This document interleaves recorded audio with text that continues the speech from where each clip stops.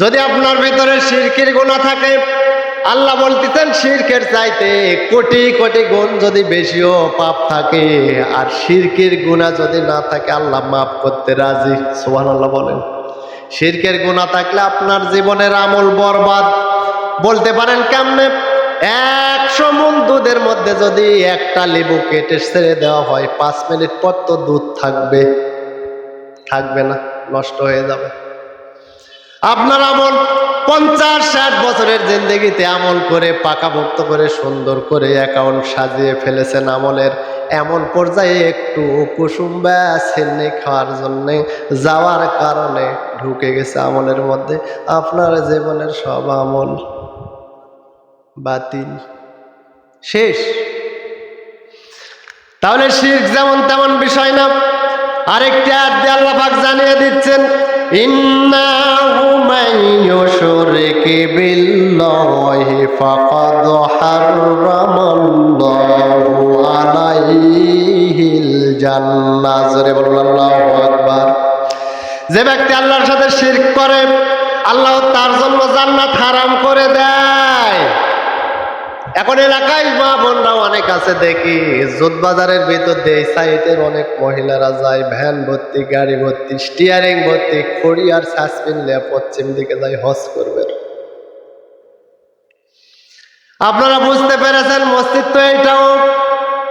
আপনি মানত করতে পারেন, আল্লাহ আমার যদি এই আশা পূরণ হয়, আমার সন্তান যদি অসুস্থতা দূর হয়, চকোদয় নারায়ণ এই মসজিদে একটা দাঁতের কাশি দান করব। এখন এই মসজিদ হলো পারে এক আল্লাহর, কুসুম্বার মসজিদ আর এক আল্লাহর না, এক আল্লাহর। তাহলে কুসুম্বার মসজিদে গিয়া দান করা লাগবে, সেখানে সিন্নি ঘাটা লাগবে, খরাত করা লাগবে, জন্মের মতো খাওয়া লাগবে। আপনার আমল সেই দিনই শেষ হয়ে গেছে। মা বোন ভালো করে কান লাগান, যেই দিন কুসুম্বার মসজিদে গিয়া সাসপিন নিয়ে একবারে খড়ি নিয়ে যা মুরগ রান্না করে খয়রাত করে এসেছেন, সেই দিন থেকে আপনার আমলটা 100 মণ দুধের মধ্যে একটা লেবু যথেষ্ট। কুসুম্বার দিঘিতে যাওয়ার কারণে সারা জীবনের আমল আল্লাহ বরবাদ করে দিয়েছে। আরেকটি আয়াত দিয়ে আল্লাহ পাক বলেন, ওয়ালাউ আশরাকু লাহাবিতানহুম মা কানু ইয়ামালুন। জোরে বলুন আল্লাহু আকবার। এই আয়াতের আগে 18টি নবীর নাম আছে। ইউনুস নবীর নাম আছে, আয়ুব নবীর নাম আছে, জাকারিয়া নবীর নাম আছে, ইয়াহিয়া নবীর নাম আছে, এরকম 18 জন নবীর নাম আছে। আল্লাহ পাক বলেন 18 জন নবীও যদি আমার সাথে শিরক করত, তাদের নবুয়ত আমি বাতিল করে দিতাম। নাউজুবিল্লাহ।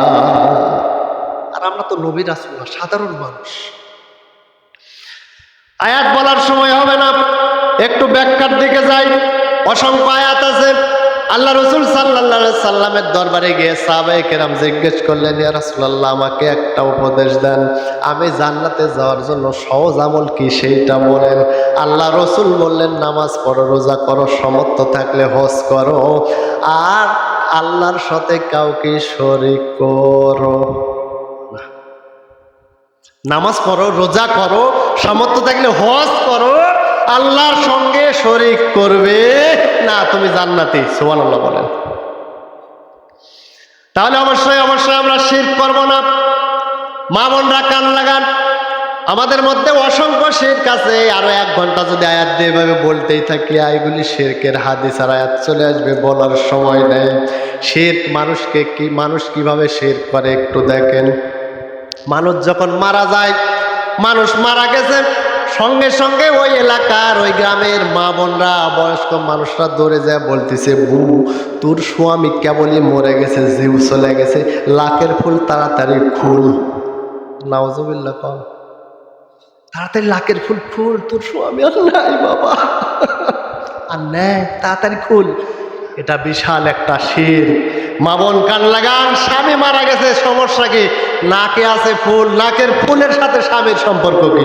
স্বামী মারা গেছে, আল্লাহর মাল আল্লাহ নিয়ে গেছে, ও যে মাতবরি করতেছে, বউ শিখি লাখ ফুল ফুল ফুল ফুল। ও টেনশনে আছে, স্বামী মারা গেছে, বেচারা কি কষ্টে আছে, কান্নাকাটি করতেছে, ও নাকের ফুল ফুলালে আর টেনশনে আছে।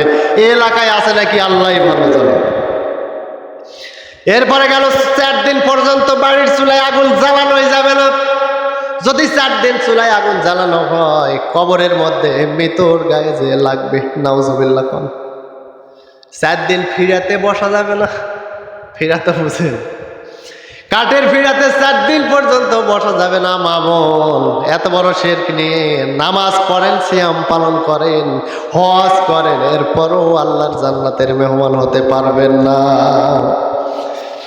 এরপরে 40 দিন পর্যন্ত ওই সুচ দিয়ে খেতা সেলাই করা যাবে না। সুবহানাল্লাহ। 20 দিন পরে হালুয়া রুটি খয়রাত করে দেওয়া লাগবে মসজিদে, মক্তবে, মাদ্রাসার সাওয়াল বলকে দাওয়াত দিয়ে খাওয়াতে হবে, আছে না?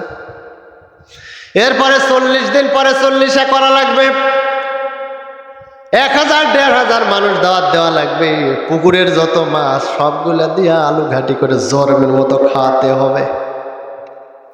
এগুলি আপনি মনে করতেছেন ভালো কাজ, ভালোর জন্য করতেছেন, কিন্তু এগুলো শিরক। উদাহরণ দিলে ভালো বুঝবেন। ঈদের নামাজ তো খারাপ না?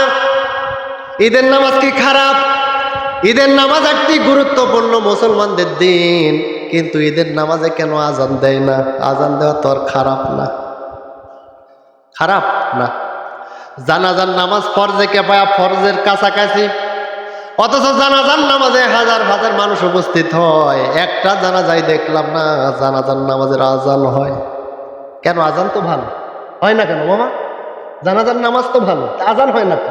ঈদের নামাজ তো ভালো, গুরুত্বপূর্ণ দিন, কেন আজান নাই? তার মানে ভালো বলে করলেও সওয়াব নাই, পাপ। তাছাড়া বিভিন্নভাবে আপনি শিরক দেখতে পাবেন। এই যে আজকে এসএসসি দাখিল পরীক্ষা শুরু হয়েছে, অনেক মা বোনরা বলবে যখন বাজার থেকে কলা নিয়ে এসেছেন, এই যে যমজ কলা, বাবা খবরদার খাস না, যমজ কলা খালে নাকি যমজ সন্তান হয়, নাউজুবিল্লাহ, খবরদার খাবি না। এই যে এখন পরীক্ষার্থী সাল বলরা পরীক্ষা দেওয়ার জন্য যাবে, মা বোনরা কি কাজ করবেন? খবরদার, খবরদার এই শিরকগুলো করবেন না। বলে কি বাবা তো ডিম খাওয়াই হবে না, এই সময় তো ডিমই খাওয়াবে না পরীক্ষার মধ্যে, মাছ আর গোস্ত খা, কবুতরের বাচ্চা যত লাগে খা, আপত্তি নেই, ডিম খাস না বাবা, ডিমও গুল, নাম্বারও পাবো। কত শিরক শুনবেন, হাজার হাজার শিরক আমাদের মধ্যে আছে। অনেক মানুষ বলে, যেমন মজিবর বাবা অনেক সময় বলতেই পারে, আমার এই গরু যদি না বিয়াতো, গরুর যে দুধ বিক্রি করলাম যদি না বিয়াতো, আমি আর টিকতে পারতাম না, এটাও শিরক। অনেক মানুষ বলে, পুকুর যদি আমার না থাকতো, পুকুর যদি না থাকতো আমি বেঁচে থাকতে পারতাম না, পুকুরের মাছ বিক্রি করে জীবন চলে, নাউজুবিল্লাহ, এগুলো শিরক। অনেকে বলে, আমার যদি সন্তান এটা চাকরি না করতো আমার জীবন চলতো না, কিন্তু সব কিছুর মালিককে, সব কিছু চালানকে।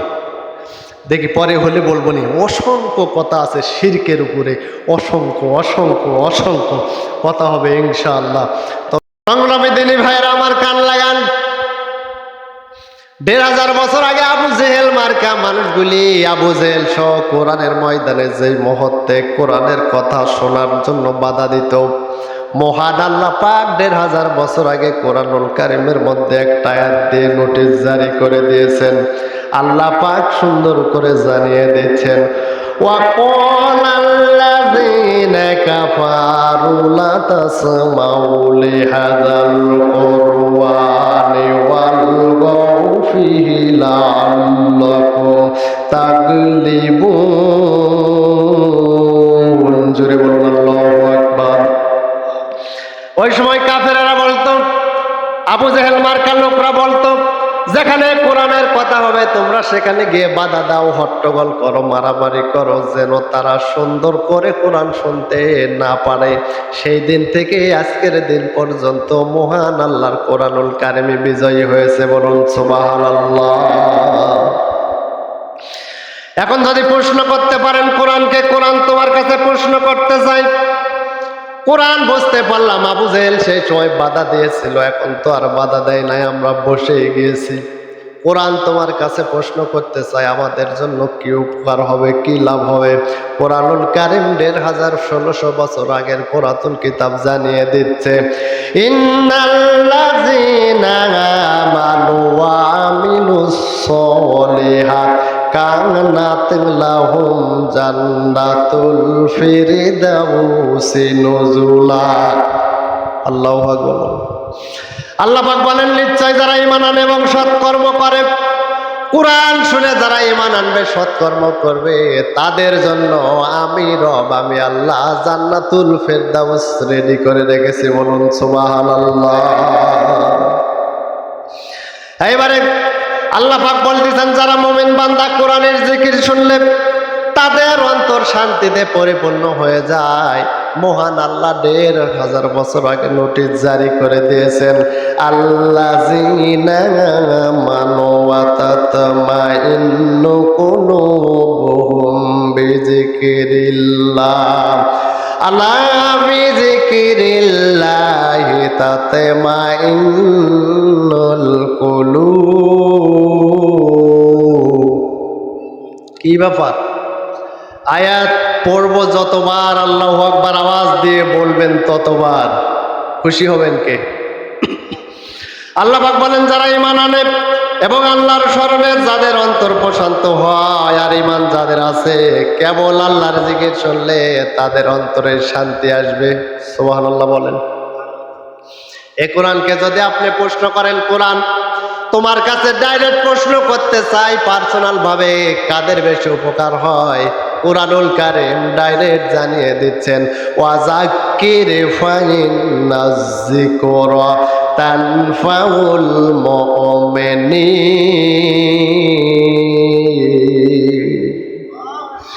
আল্লাহ পাক বলতেছেন, কেবল মুমিন বান্দা যারা এই কোরআনের জিকির শুনলে তাদের উপকার হবে। সুবহানাল্লাহ বলেন। তাহলে আমরা যারা বসেছি আমরা মুমিন, ঘোষণা দিচ্ছেন কে? সুবহানাল্লাহ বলবেন না? এইবারে আসলে কোরআনের মাহফিল এখানে হবে, এর কারণে কয়েকদিন আগ থেকে পোস্টার করা হয়েছে, মাইকিং করা হয়েছে, দাওয়াতপত্র দেওয়া হয়েছে, আকবর মোড়ের বাড়ি পর্যন্ত চিঠি দেওয়া হয়েছে। নাকি বলেন? এই যে চলে এসেছে, কত বাড়ি বাড়ি চিঠি দেওয়া হয়েছে। এমনকি আমি বক্তা, এখন চিঠি পৌঁছাতে হয় না, মোবাইলে বললেই হয়। আমার কাছ পর্যন্ত চিঠি পৌঁছিয়ে দিয়েছে, কষ্ট কম করে নাই। এরপরও এলাকার মানুষগুলি জানা শোনার পরে, মাইকিং প্রচার পাওয়ার পরেও যে মানুষগুলি মাহফিলে আসে নাই, তাদের ব্যাপারে মহান আল্লাহ ১৬০০ বছর আগে একটা নোটিশ জারি করে দিয়েছেন। বলবো? আল্লাহ পাক বলেন, ইয়াসমাউ আয়াতিল্লাহি তুতলা আলাইহি সুম্মা ইউসিররু মুস্তাকবিরান কাআল্লাম ইয়াসমাহা ফাবাশশিরুহু বিআযাবিন আলীম। জোরে বলুন আল্লাহু আকবার। আল্লাহ পাক বলেন, যারা মাইকিং শুনেছে, প্রচার শুনেছে, চিঠি পেয়েছে, দাওয়াত পেয়েছে, এরপরেও যে মানুষগুলি মাহফিলে আসে নাই, বাড়িতে বসে আছে, তাদের ব্যাপারে নবী তুমি সিদ্ধান্ত দিয়ে দাও, তাদের জন্য আমি আল্লাহ, আমি রব মর্মান্তিক আযাবের ব্যবস্থা করে রেখেছি। বলুন নাউযুবিল্লাহ। তাহলে এ মাহফিলে যারা আসে নাই, তারা মনে হচ্ছে ঘুম পেড়ে শান্তি পাচ্ছে না। কিয়ামতের ময়দানে কোরআন সাক্ষী দিয়ে জাহান্নামে পাঠিয়ে দিবে। কারণ এখানে কোরআনুল কারীমের কথা হবে আর বাড়িতে ঘুম পাড়বে। মহান আল্লাহ রেকর্ড করে সুন্দর করে রেখে দিচ্ছেন ডায়েরি করে। এখানে মাহফিল হয়, মাইকের আওয়াজ যতদূর পর্যন্ত যায় ততদূর মানুষ যদি না আসে, কিয়ামতের ময়দানে কাইফত দেওয়া লাগবে। এইবার আসুন, মাহফিলে আপনি চলে এসেছেন, মা বোনরা চলে এসেছেন, হুজুররা ওয়াজ করতে গিয়ে সুদ ঘুষ দুর্নীতি ব্যয়াপন অশ্লীলতা পর্দার নামাজ কোরআন জিকির ইত্যাদির ওয়াজ করতেছে। এখন অনেক মানুষ আছে যারা জর্দা খায়, বিড়ি সিগারেট খায়। হুজুর এসে একবারে আমার কথাই বললো, আমি জর্দা খাই, আমি সুদ কাটাই, এজন্য আমার ওয়াজ করলো কান, আমি আর দেরি করবো না, আমি এখন চলে যাই। এরকম ভাবে কষ্ট লেগে, বুকে আঘাত লেগে যারা চলে যাবে, তাদের ব্যাপারে মহান আল্লাহ ১৫০০ বছর আগে একটা নোটিশ জারি করে দিয়েছেন। আল্লাহ পাক বলেন, ওয়াইজা আলিমা মিন আয়াতিনা শাইয়ান ইত্তাখাযা হুজওয়ান উলাইকা লাহুম আযাবুম মুহিন। জোরে বলুন আল্লাহু আকবার। আর যারা এসেছে তারা যদি আমার আয়াত নিয়ে, আমার কোরআন নিয়ে ঠাট্টা করে পরিহাস করে চলে যায়, হে নবী তুমি তাদেরকে সুসংবাদ দিয়ে দাও, তাদের জন্য লাঞ্ছনাদায়ক শাস্তির ব্যবস্থা আছে। বলুন নাউজুবিল্লাহ। তাহলে আমরা কোরআনের কথা চলবে যতক্ষণ, ময়দান ছাড়ব না ততক্ষণ ইনশাআল্লাহ।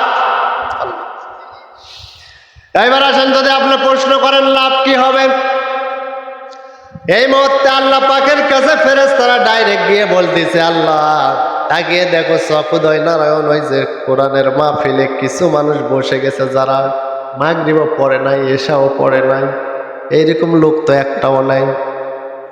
না আছে? অবশ্যই আছে। মাগরিবও পড়ে নাই, ঈশাও পড়ে নাই। ফেরেশতারা আল্লাহকে গিয়ে বলতেছে, আল্লাহ দেখো তো তোমার বান্দার তো অনেক পাপ, কিন্তু তোমার জান্নাতের বাগানে বসে গেছে, কি করব?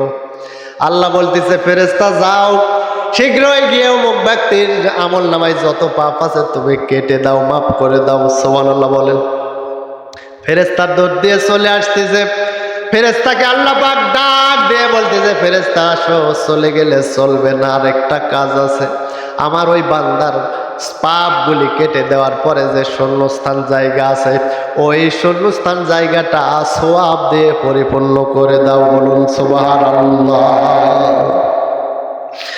আল্লাহ পাক বলেন, ফাউলাইকা ইউবাদদিলুল্লাহু সাইয়্যাতিহিম হাসানা ওয়া কানাল্লাহু গফুরার রহিম।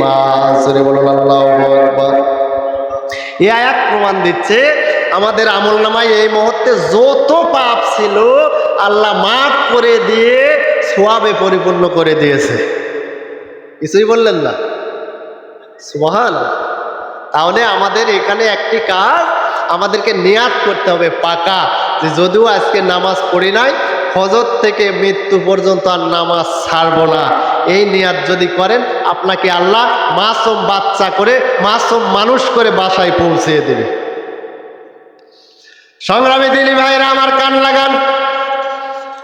আপনাদের সামনে পবিত্র কুরআনুল কারীমের সূরা লোকমান থেকে একটি আয়াতের টুকরা তেলাওয়াত করেছি। আয়াতকে সামনে রেখে কথা বলতে চাই, লম্বা করব না, অল্প সময়ের মধ্যে মহান আল্লাহ কি জানিয়ে দিলেন সুন্দর করে তেলাওয়াত করেন সকলে। পড়ুন, আউযু বিল্লাহি মিনাশ শাইতানির রাজিম। বিসমিল্লাহির রহমানির রহিম।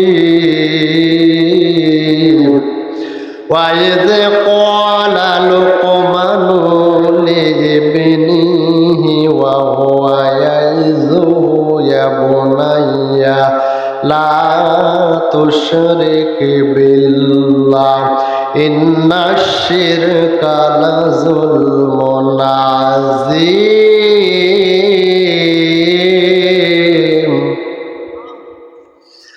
আল্লাহ পাক লোকমান আলাইহিস সালামকে সুন্দর করে ডাক দিয়ে বললেন, যেটা কুরআনুল কারীমের মধ্যে আল্লাহ রেকর্ড করে দিয়েছেন সেটা। লোকমান কিন্তু নবীও না, রাসূলও না, সাধারণ মানুষ, কিন্তু লোকমান নামে কুরআনুল কারীমে একটি সূরাই আল্লাহ দান করেছে। সুবহানাল্লাহ। লোকমান তার সন্তানকে ডাক দিয়ে বলতেছে, উপদেশ দিচ্ছে, হে বৎস, হে ছেলে, তুমি আল্লাহর সাথে কাউকে শরীক করবে না, এবং নিশ্চয় শরীক করা, শিরক করা সবচাইতে বড় জুলুম। আয়াত থেকে আমরা বুঝলাম লোকমান আলাইহিস সালাম তার ছেলেকে উপদেশ দিচ্ছিলেন আল্লাহর সাথে কাউকে অংশীদারিত্ব করা যাবে। তাহলে এই আয়াতের মধ্যে শিরকের কথা এসেছে, শিরকের কথা এসেছে। শিরক অর্থ হচ্ছে অংশীদারিত্ব করা, শরীক করা। আল্লাহ আছে, আমরা বিশ্বাস করি একজন, কিন্তু কেউ যদি বলে না আল্লাহ দুইটা, এটা কি? এটাই শিরক।